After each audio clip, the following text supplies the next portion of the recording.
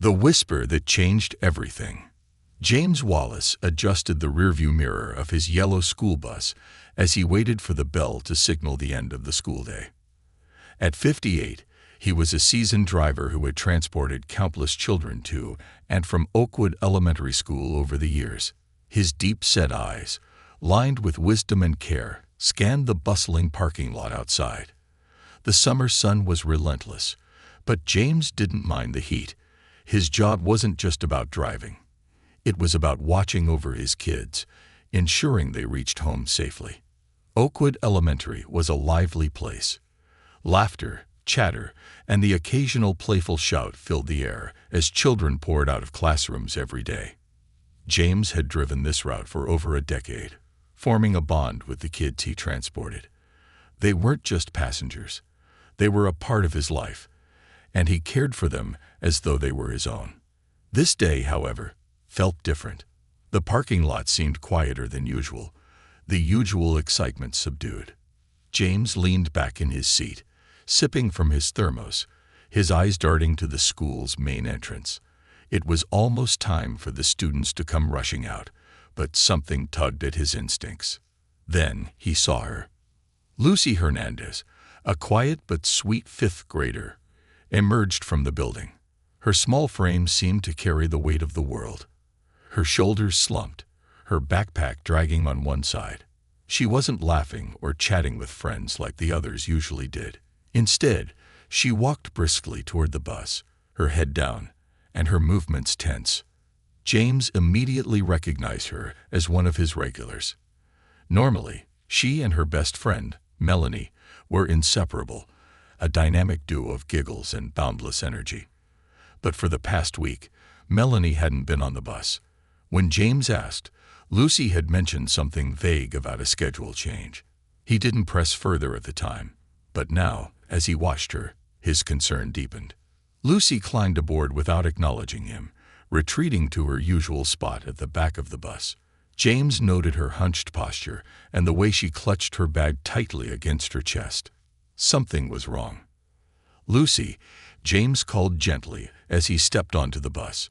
He approached her cautiously, his voice low and calming. "Everything okay?" She didn't look up, her dark eyes fixed on the window. After a long pause, she shook her head. "I'm fine," she muttered.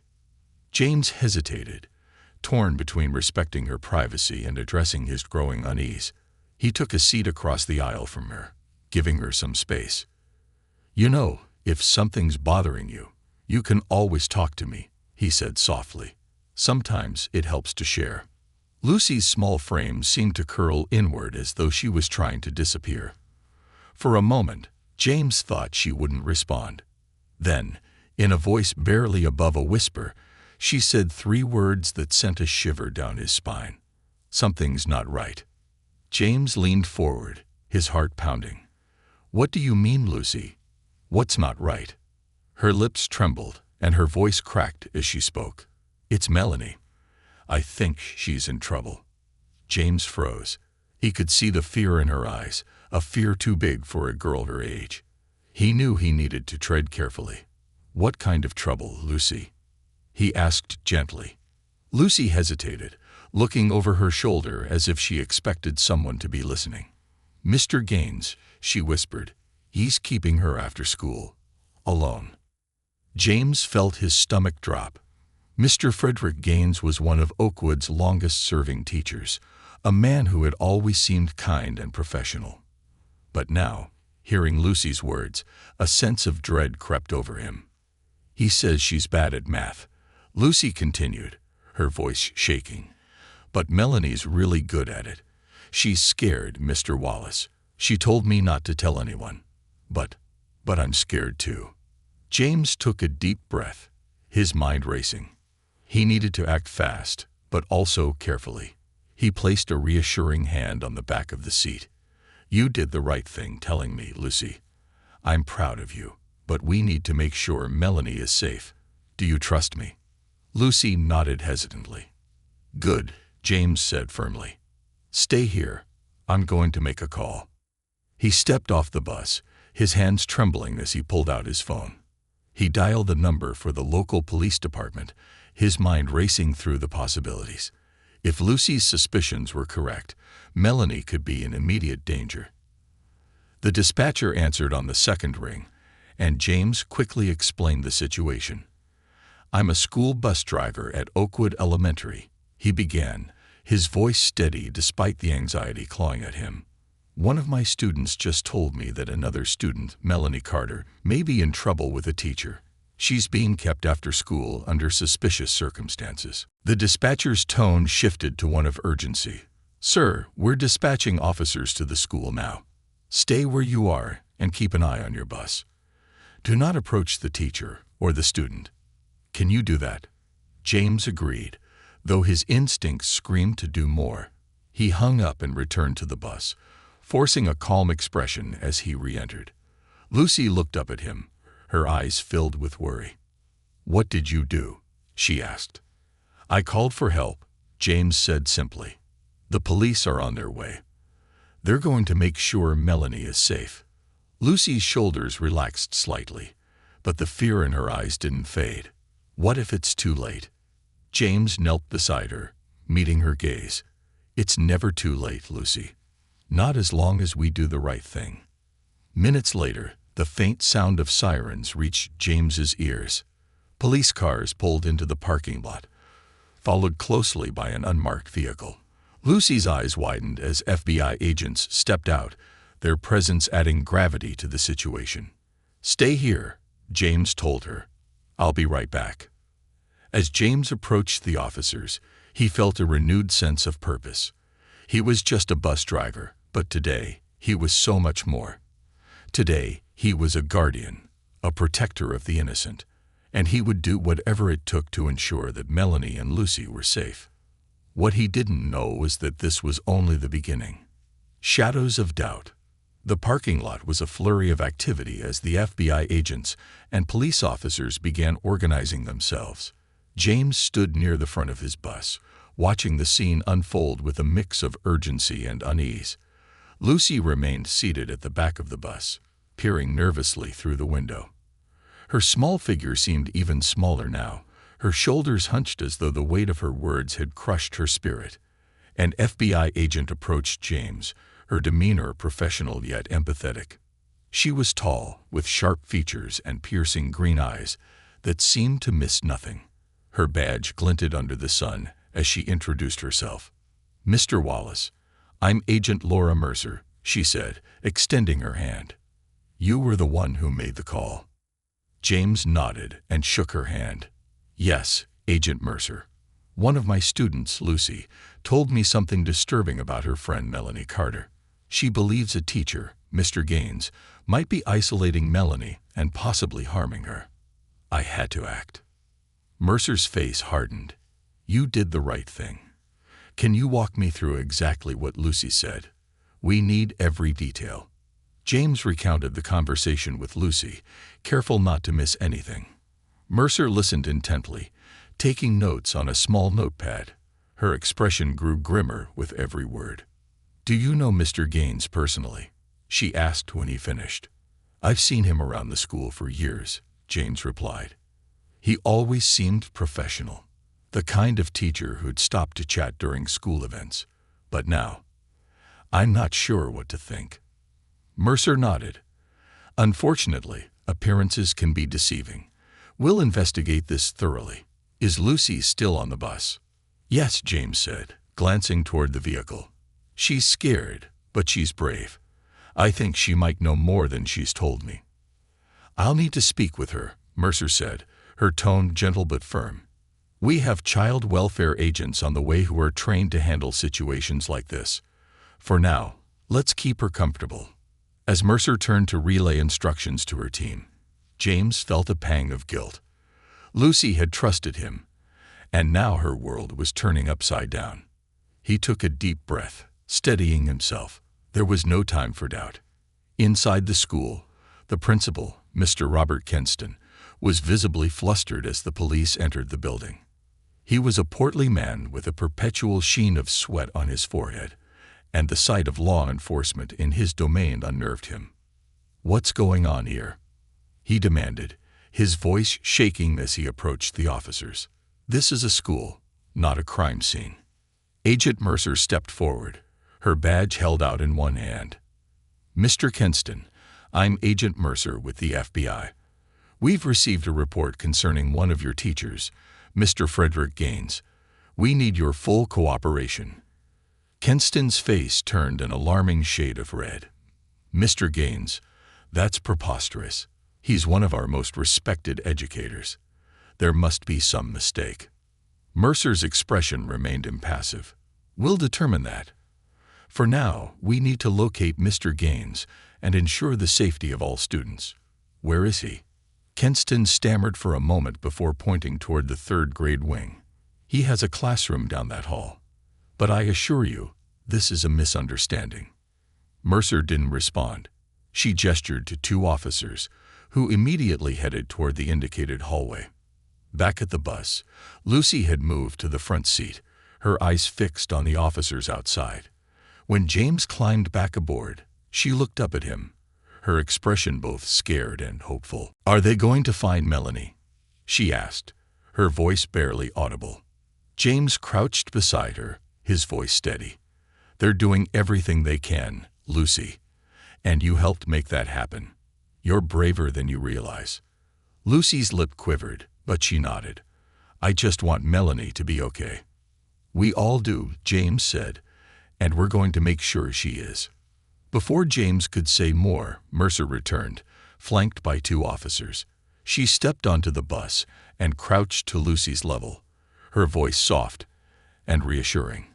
"Hi, Lucy," she said, smiling gently. "My name is Laura. I'm with the FBI, and I'm here to help. Can we talk for a minute?" Lucy glanced at James, who gave her a reassuring nod. Slowly, she turned back to Mercer. "Okay." Mercer pulled out her notepad, her tone light and conversational. "I heard you've been really brave today. Can you tell me more about Melanie? What's been happening with her?" Lucy hesitated, her small hands clutching the edges of her backpack. After a moment, she began to speak, her words tumbling out in a nervous rush. "Melanie used to sit with me at lunch, and we always played together at recess. But last week, Mr. Gaines started keeping her inside. He said she needed extra math help, but she's really good at math. He wouldn't let me talk to her, and when I tried..." Lucy trailed off, her eyes filling with tears. Mercer leaned in closer, her voice soothing. "It's okay, Lucy. You're doing great. What happened when you tried to talk to her?" "He got mad," Lucy whispered. "He told me to stay away from her. And he grabbed my arm. It hurt." James felt his hands clench into fists, his heart aching for the girl. Mercer's expression remained calm, but her eyes hardened. "I'm so sorry that happened to you, Lucy. You didn't deserve that. But you did the right thing by telling Mr. Wallace. You're helping us protect Melanie." Lucy sniffled and nodded, her grip on her backpack loosening slightly. Mercer stood and turned to James. "Thank you for staying with her. We'll keep her safe." Inside the school, the officers reached Mr. Gaines's classroom. The door was slightly ajar, and the sound of a faint conversation drifted into the hallway. One of the officers peeked through the gap, his expression darkening. Agent Mercer was right, he murmured to his partner. "There's a girl in there." The officers entered cautiously, their presence startling the occupants. Mr. Gaines, a tall man with salt and pepper hair, turned sharply toward them, his face twisted into an expression of surprise and irritation. "What is the meaning of this?" he demanded, his voice laced with anger. "I'm in the middle of a tutoring session." The officers ignored him, their attention focused on the small girl seated at a desk near the window. Melanie Carter. She looked up, her wide eyes filled with fear. One of the officers crouched beside her, his voice gentle. "Hi, Melanie. My name is Officer Perez. We're here to help. Can you come with us?" Melanie glanced at Mr. Gaines, her small hands trembling. I don't think I can." "You're not going anywhere," Gaines snapped, stepping toward the desk. "This is highly inappropriate. She's my student." Before he could say more, the second officer stepped in front of him, his hand resting on his holstered weapon. "Step back, Mr. Gaines." Gaines hesitated, his face darkening with anger. "You can't do this. I'm her teacher." Perez gently took Melanie's hand, guiding her out of the chair. "It's okay, Melanie. You're safe now." As they escorted Melanie out of the room, Gaines's facade began to crack. He stepped toward the officers, his voice rising. "You're making a mistake. I've done nothing wrong." The officers didn't respond. They led Melanie down the hallway, her small frame dwarfed by their protective presence. Gaines was left standing alone in his classroom, his expression a mix of fury and fear. But he wasn't done yet. James and Lucy watched from the bus as Melanie was escorted out of the building. Lucy's face lit up with relief, and she pressed her hands against the window. "Melanie." Melanie turned toward the bus, her eyes widening at the sight of her friend. She broke into a run, throwing herself into Lucy's arms as soon as she reached the bus.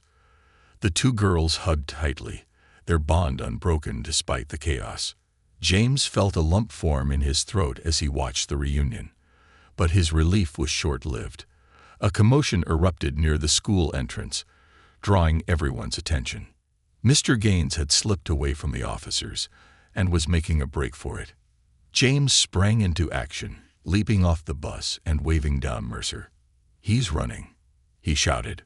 Mercer turned, her sharp eyes scanning the scene. "Secure the perimeter," she barked into her radio. As the agents and officers sprang into action, James felt a surge of determination. He wasn't just a bus driver. He was a guardian, and he wasn't going to let this man escape. Not today. The chase begins. The sound of pounding footsteps echoed through the school grounds as Mr. Gaines bolted from the building.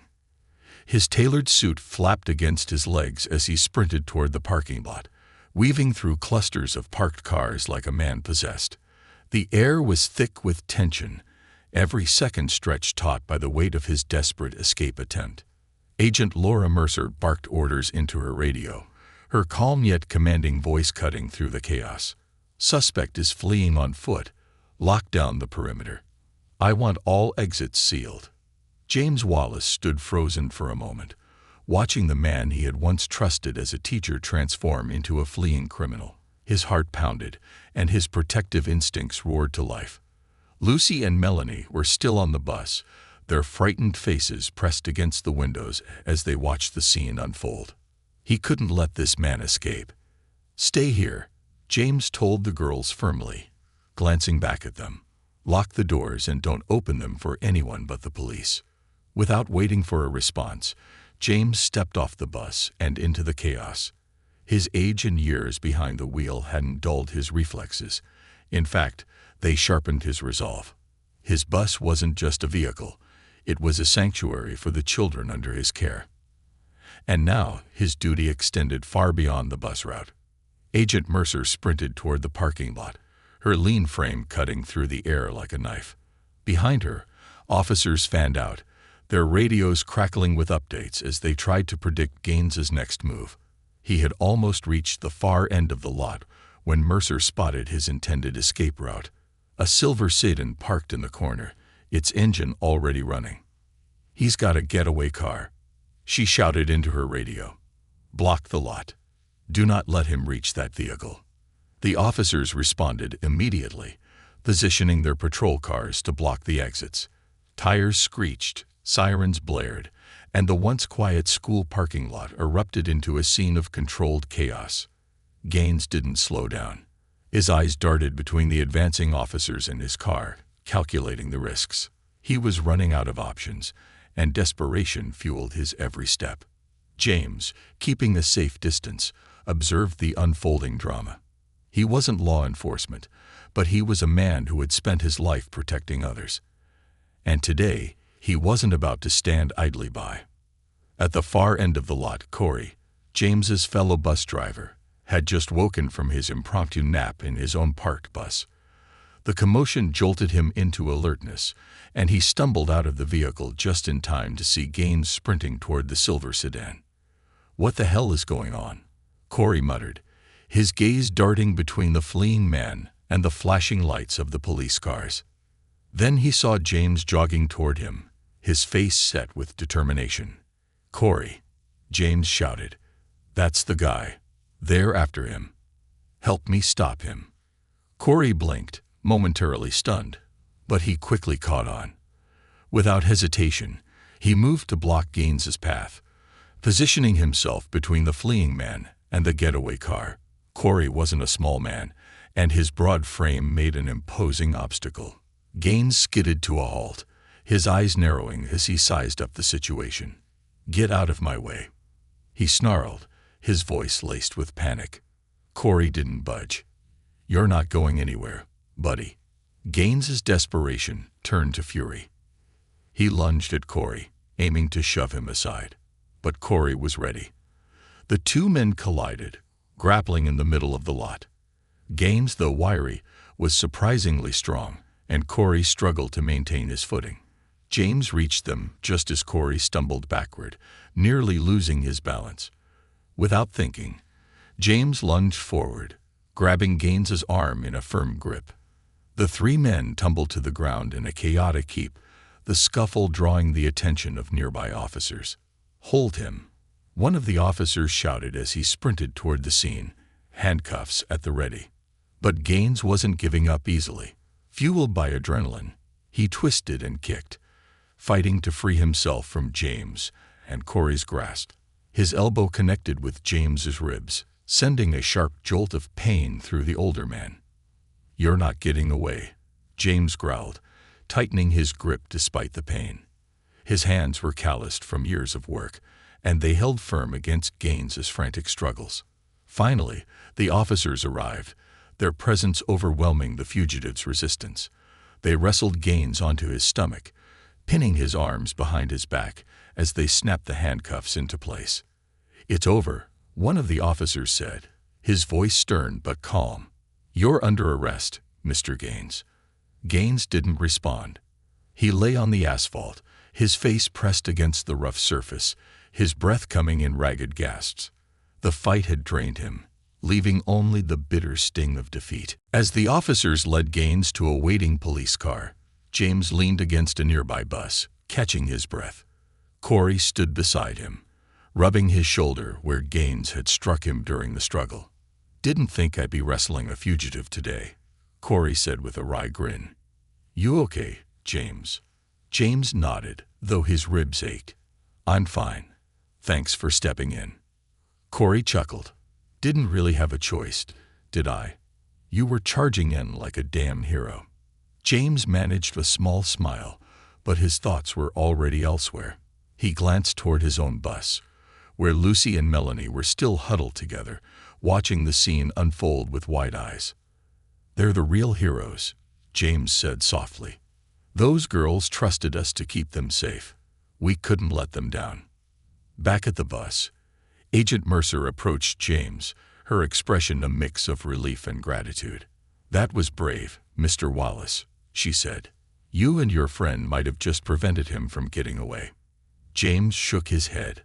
"I just did what anyone would do. Those kids, they're what matters." Mercer nodded. "And because of you, they're safe. But we're not done yet. We need to question Mr. Gaines and search his belongings. This isn't just about today. It's about what he might have been planning or hiding." James's jaw tightened. The thought of what could have happened if Lucy hadn't spoken up sent a chill down his spine. "I'll do whatever I can to help," he said. "You've already done more than enough," Mercer replied. "But if we need a statement, we'll let you know." As Mercer turned to leave, James climbed back onto his bus. Lucy and Melanie looked up at him, their young faces a mix of fear and relief. "Is it over?" Lucy asked, her voice trembling. James crouched in front of them, his gaze steady. "He's been caught. You're safe now." Melanie burst into tears, and Lucy hugged her tightly, whispering soothing words. James felt a lump rise in his throat as he watched them. These girls had been through so much, yet they were still standing strong. They were survivors. But as he looked out at the police cars and the FBI agents working tirelessly to piece together the truth, James knew one thing for certain. This was just the beginning. The shadows of doubt surrounding Mr. Gaines were far darker than anyone had realized, and the full story had yet to unfold. Unraveling the truth. The subdued hum of conversation filled the Oakwood Elementary parking lot as FBI agents and police officers moved with purpose. James Wallace sat on the edge of his bus steps, his hands resting on his knees, watching as the aftermath of the chase played out before him. The weight of what had happened hung heavy in the air, and the reality of the situation began to settle in. Lucy and Melanie sat together on the bus, huddled close like two frightened sparrows, seeking solace in one another's presence. James glanced back at them occasionally, their small figures a painful reminder of why he'd acted without hesitation. The trust they had placed in him felt like both a privilege and a responsibility. Agent Laura Mercer returned from her conversation with the lead officer, her expression serious but not unkind. She approached James, clipboard in hand. "Mr. Wallace," she said, her tone professional yet warm, "I need a few more details for our report. Can you spare a moment?" James nodded, shifting to stand.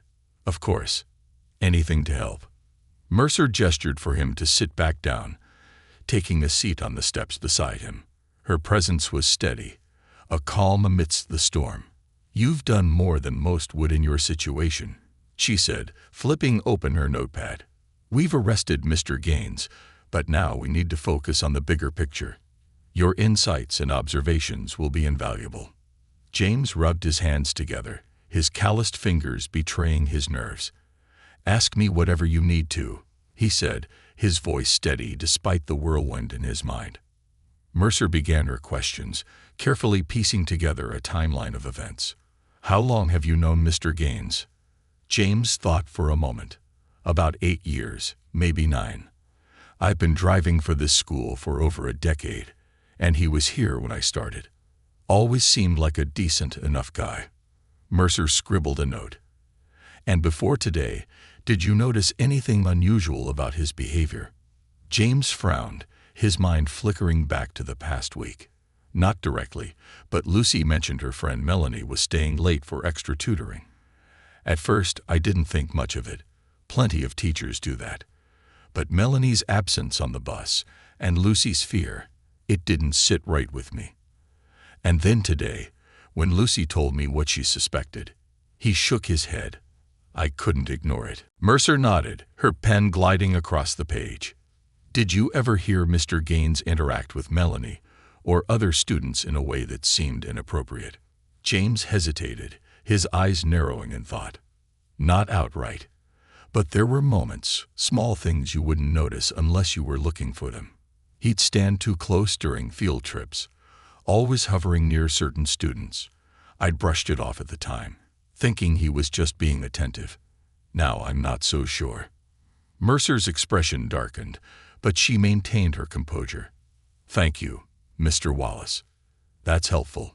Before James could respond, another agent approached, his stride purposeful. "Agent Mercer," he said, holding out a folder. "We found something." Inside the school, the investigation had taken a chilling turn. The officers had secured Mr. Gaines's office and classroom, and now the search was yielding results, disturbing ones. Mercer flipped through the folder's contents, her sharp eyes scanning each page. Photographs, handwritten notes, and printed schedules filled the file, painting a picture that was far more sinister than anyone had anticipated. "What are we looking at?" James asked, unable to keep his curiosity at bay. Mercer's lips pressed into a thin line. Evidence that Mr. Gaines had been keeping detailed records of his interactions with students, notes about their routines, habits, and even their emotional states. It's highly inappropriate and concerning. James felt a chill run down his spine. "You mean he was watching them?" Mercer nodded grimly. "More than that. These records suggest he was targeting specific students, isolating them under the guise of tutoring or mentoring. Melanie's name appears multiple times." The thought made James's stomach churn. He'd known something was wrong, but the scope of it was beyond what he'd imagined. And the school didn't know about any of this. Mercer sighed. It's possible he was careful to hide his tracks, using his reputation to deflect suspicion. That's why these cases are so insidious. People trust authority figures, especially in schools. James looked away, his jaw tightening. He'd spent years building trust with the kids on his bus, being the steady presence they could rely on. To see that trust exploited by someone like Gaines was infuriating. Meanwhile, back on the bus, Lucy and Melanie whispered to each other in hushed tones. Melanie's face was pale, her hands trembling as she clung to her friend.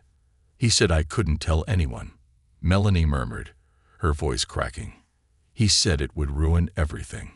Lucy shook her head, her eyes filled with determination. You did the right thing, Melanie. Mr. Wallace and the FBI. They're here to help. He can't hurt us anymore. Melanie nodded, though tears streamed down her cheeks. I was so scared, Lucy. I didn't know what to do. Lucy wrapped her arms around her friend, holding her tightly. You're not alone anymore, she whispered. We're going to be okay. Outside, Agent Mercer received a call on her radio. She stepped aside, her expression hardening as she listened. After a moment, she returned to James, her demeanor more urgent. We've uncovered more, she said. Mr. Gaines had a secondary residence, an apartment across town. There's evidence to suggest he might have taken students there. James's breath caught. You think, Melanie? Mercer held up a hand. We don't know yet, but we're sending a team to search the location immediately. James stared at her, his mind racing. The thought of what might have happened in that apartment was too much to bear. He felt a surge of anger and helplessness, but he forced himself to stay calm. Is there anything I can do? Mercer placed a hand on his shoulder. You've done plenty already, Mr. Wallace. Focus on the kids. They need someone they trust right now. James nodded, glancing back toward the bus. Lucy and Melanie were watching him, their young faces full of uncertainty. He straightened his shoulders, his resolve hardening. No matter what came next, he would be there for them. As the FBI's investigation deepened, the pieces of Mr. Gaines's secret life began to fall into place. What had started as a quiet suspicion had grown into a full-blown operation, uncovering a web of lies and manipulation that had gone unchecked for far too long. For James, the day was far from over. But as he returned to the bus and sat with Lucy and Melanie, he felt a renewed sense of purpose. He wasn't just a bus driver. He was a protector, a guardian. And no matter what it took, he would ensure these kids never had to face fear alone again. The truth was unraveling, and with it came the promise of justice. But James knew there was still work to be done, and he was ready for it. Into the shadows. The sun dipped lower in the sky, casting long shadows across the parking lot of Oakwood Elementary. The chaotic energy of the earlier events had given way to a tense calm, the air thick with the weight of what had been uncovered. Inside the FBI command tent that had been hastily erected, Agent Laura Mercer and her team were piecing together the fragments of a sinister puzzle. James Wallace stood outside the tent, leaning against the side of his bus. Lucy and Melanie were safely inside, under the watchful eye of another agent. James's mind raced with questions. The thought that someone like Mr. Gaines could have hidden his intentions so well, for so long, made his stomach churn. He glanced toward the school building, now lit with the flashing red and blue lights of police cars, and felt a deep sense of unease.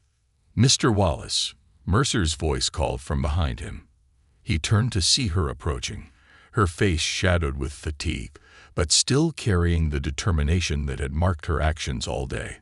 Can I have a word? James nodded, stepping away from the bus. What's the latest? Mercer motioned for him to follow her toward the edge of the lot, away from the noise of the command center. We've searched Mr. Gaines's secondary residence, she began, her voice low. What we found confirms our worst fears. James's stomach tightened. What do you mean? Mercer handed him a file. Inside, we found notebooks, journals. They detail years of calculated manipulation, targeting specific students.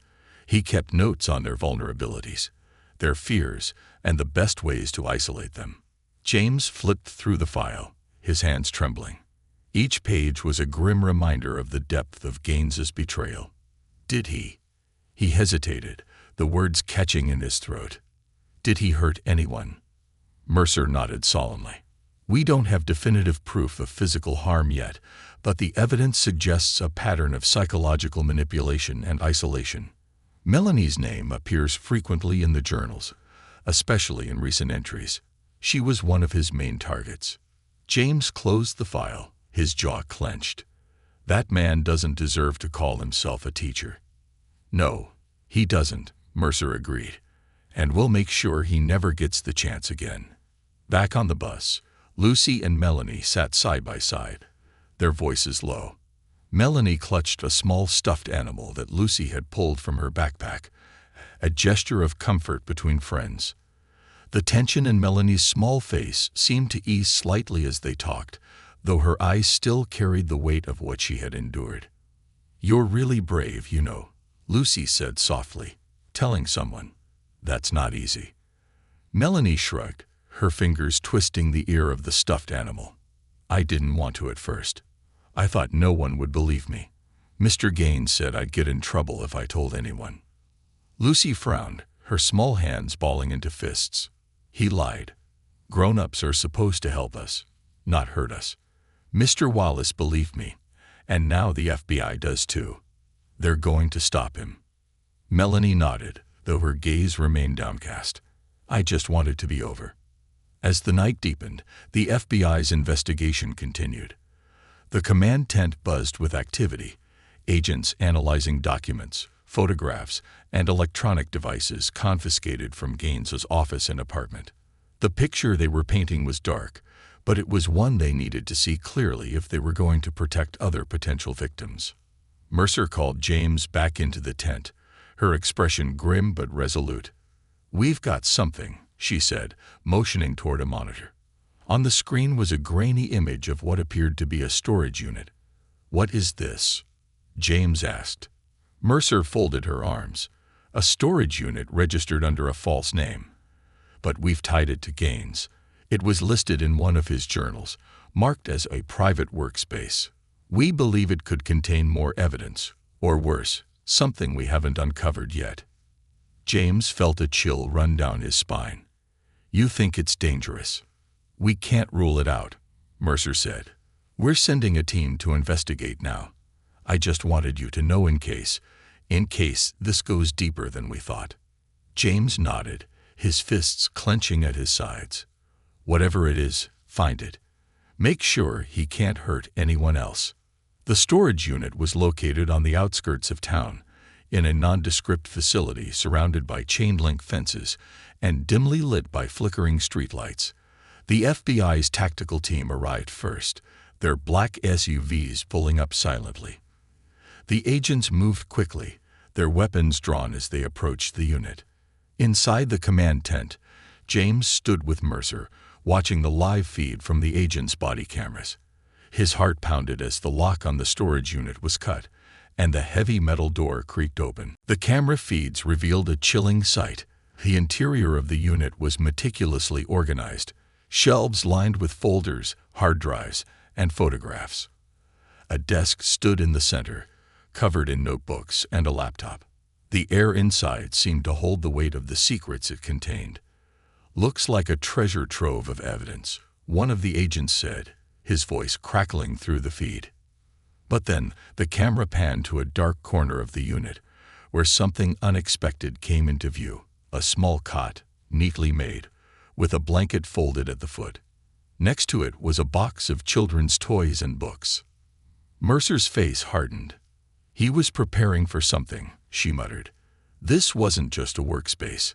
He was planning to bring someone here. James felt his stomach churn. The implications were too horrible to consider. Thank God you found it in time. The agents carefully collected every item from the unit, treating each piece as vital evidence. When the feed ended, Mercer turned to James, her voice steady but grim. This is bigger than we thought. Gaines wasn't just targeting students, he was planning something far worse. Back at the school, James returned to the bus, his heart heavy with the knowledge of what had been uncovered.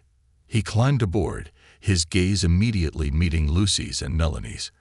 The girls looked up at him expectantly, their young faces filled with questions they couldn't put into words. "Is it over?" Melanie asked, her voice small. James crouched in front of them, his expression softening. "It's not over yet, but we're getting closer. The FBI found some important evidence, and they're making sure Mr. Gaines can't hurt anyone ever again."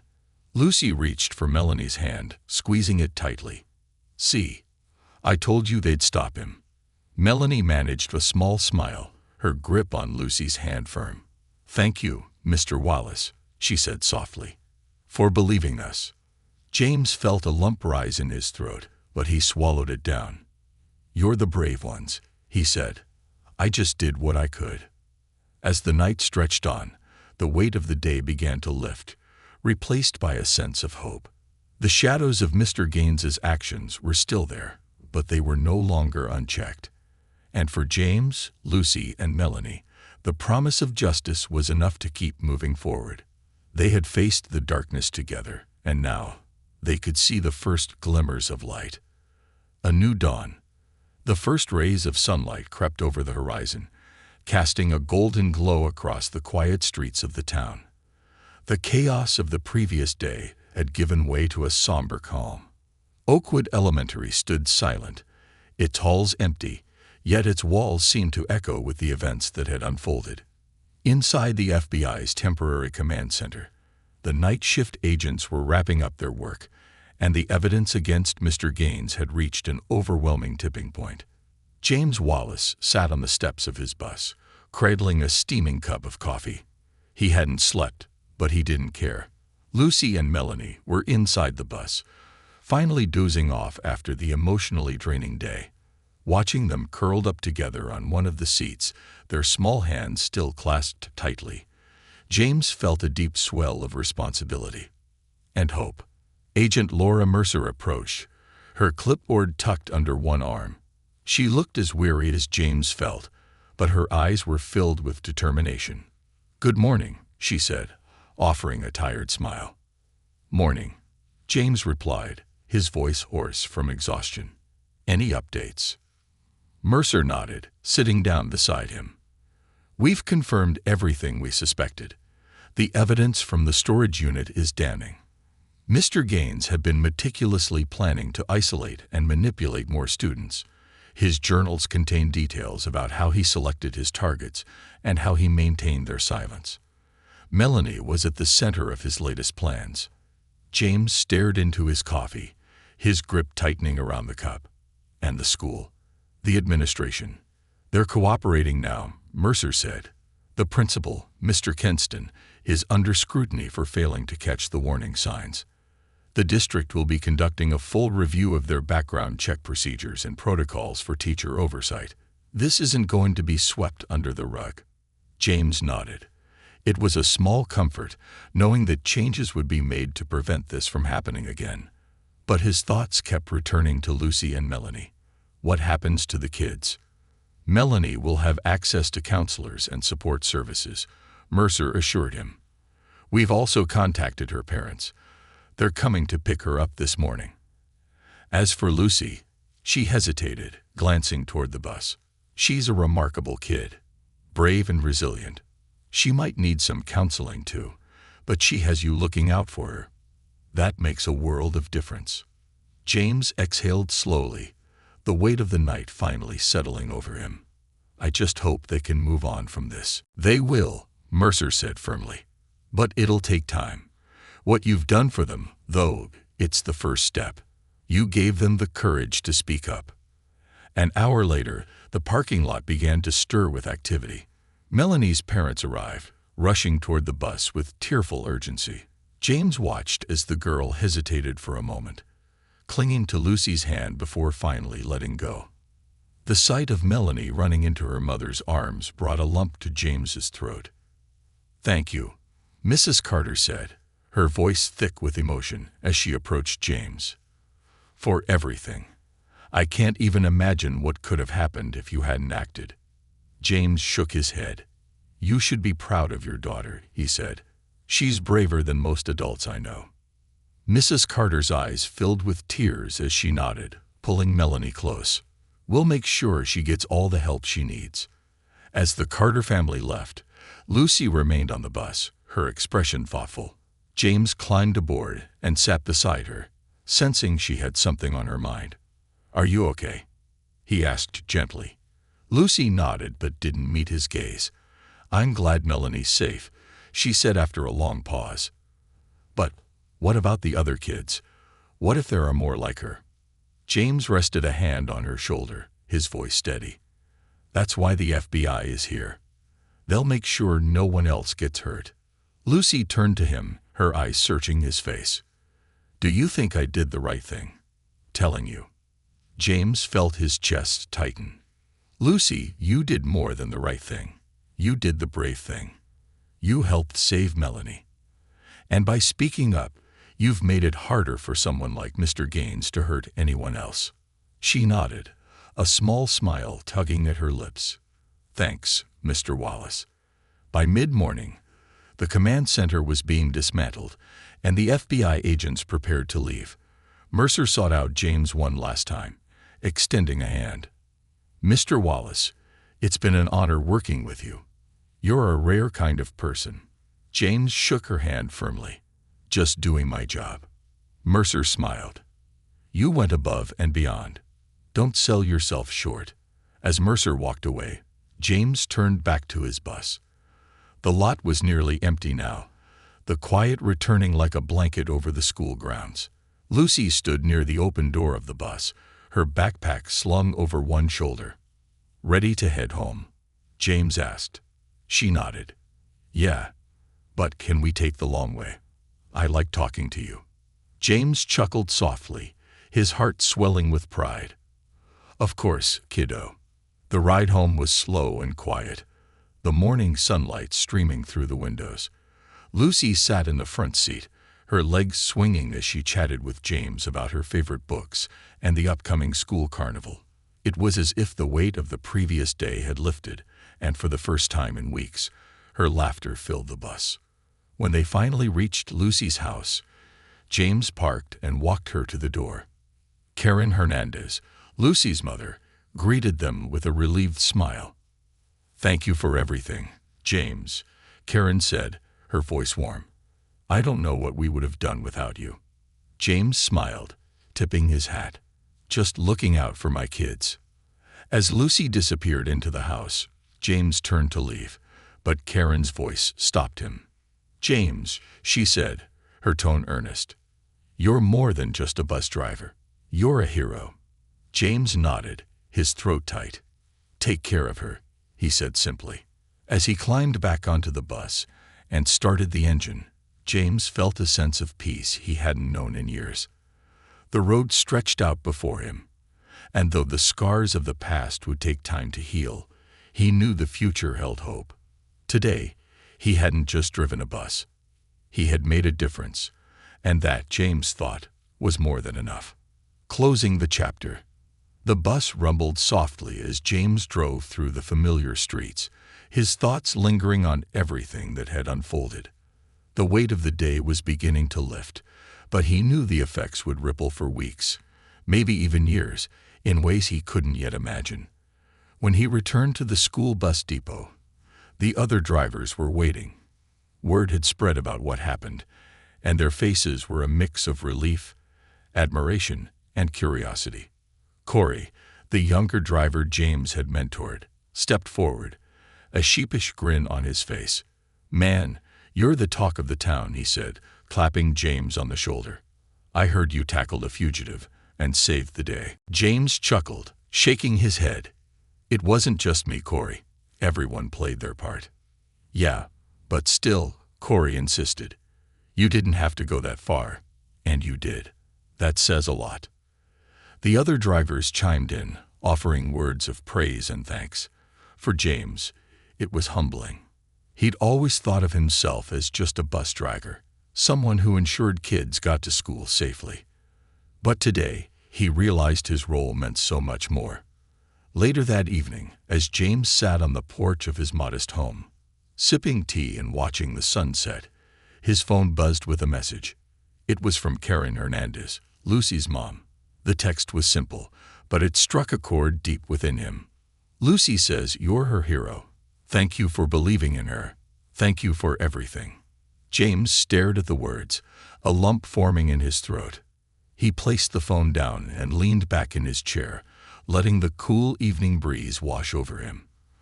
For the first time in a long while, he felt truly at peace. Over the next few weeks, the aftermath of Mr. Gaines's actions continued to unfold. The school district launched a thorough investigation, implementing stricter hiring protocols and increased oversight to ensure nothing like this could happen again. Parents, once blindsided, became more vigilant, and the community banded together to support the students affected. Lucy and Melanie both began counseling, with their families ensuring they had the support they needed to heal. Though the road to recovery was long, they were resilient. They found strength in each other and in the adults who had stood by them, refusing to let them face their fears alone. James remained a constant presence in their lives, not just as a bus driver, but as someone they could count on. He'd often find small notes tucked into his driver's seat. Thank you messages from Lucy and Melanie, reminders that his actions hadn't just saved them physically, but had also restored their faith in the kindness of others. One day, as James pulled up to the school to start his afternoon route, Lucy bounded onto the bus, her face lit up with excitement. She held a small hand-drawn card in her hands and thrust it toward him. "What's this?" James asked, smiling as he opened it. Inside was a simple drawing of a school bus with stick figure kids waving from the windows.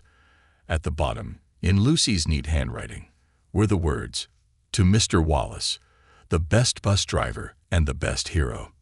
Thank you for saving us." James felt his eyes sting, but he managed a smile. "Thank you, Lucy. This means more to me than you'll ever know." Lucy beamed, taking her usual seat in the front. As James started the engine and the familiar rumble filled the bus, he glanced in the rearview mirror. The kids were laughing, chatting, and being their lively selves. The shadows of the past had begun to fade, replaced by the light of new beginnings. For James, this wasn't just a job. It was a calling. And though the road ahead would always have its twists and turns, he knew one thing for certain. As long as he was behind the wheel, the kids would always have someone to believe in. The bus pulled away from the curb, carrying its precious cargo toward home. And for the first time in a long while, James felt a profound sense of purpose, knowing he had made a difference and would continue to do so every day. The road stretched endlessly before him, filled with possibility, and James Wallace was ready to face whatever came next.